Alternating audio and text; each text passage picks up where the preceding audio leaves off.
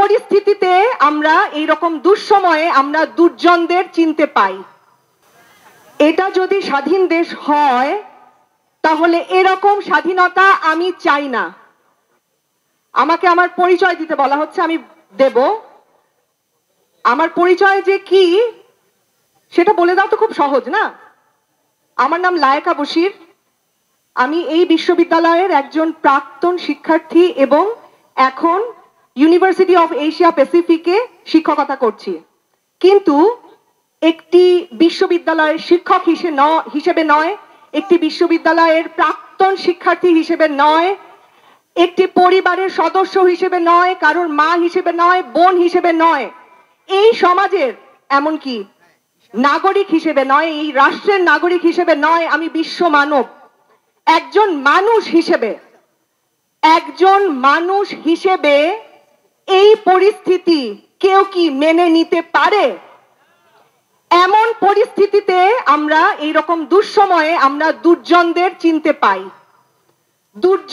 চিনতে পাই, যারা এখনো কথা বলেন না, যারা এগিয়ে আসেন না, তারাই দুর্জন, এবং আমরা তাদের যেন চিনে নিই।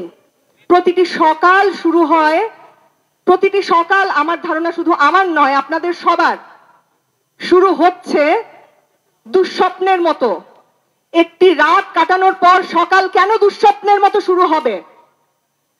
কোথাও কোনো আশা নেই। একটি সরকার তার কাছে মানুষের যে চাওয়া তা কি তারা পূরণ করতে পেরেছেন? পূরণ তো করতে পারেননি, ধূলিসাৎ করে দিচ্ছেন প্রতিনিয়ত। মুক্তিযুদ্ধ আমরা দেখিনি, অনেকেই বলেছেন, আমি দীর্ঘায়িত করব না আমার বক্তব্য, অনেকেই বলেছেন মুক্তিযুদ্ধ দেখেননি, আমিও তাদের একজন। মুক্তিযুদ্ধ দেখিনি বলে যেই দুঃখ এতদিন ছিল বুকে, সেই দুঃখ আর থাকবে না। এমন পরিস্থিতিতে মুক্তির জন্য এই স্বাধীনতা, এই পরিস্থিতি আমরা যদি না চাই, তাহলে আমাদের যুদ্ধ করতে হবে, যেটা শুরু হয়ে গেছে। প্রতিটি পেশাজীবী মানুষ, রাস্তাঘাটের সাধারণ নাগরিক যারা আছেন যে যেখানে, আমার অনুরোধ তারা বেরিয়ে আসুন এবং কথা বলুন। গতকাল আমি যেই সিএনজিতে চড়ে যাচ্ছিলাম, সেই সিএনজি ড্রাইভার, একটা ছোট্ট উদাহরণ দিচ্ছি, সেই ড্রাইভার আমাকে বলল, কথা বলে লাভ নাই আপা, কথা কে শুনবে? প্রত্যেককে কথা বলতে হবে। আমরা জানি যেই পরিসংখ্যান দেওয়া হয়েছে সেটি সত্য নয়। এই লাশ কোথায় যায়? লাশ কোথায় যায়?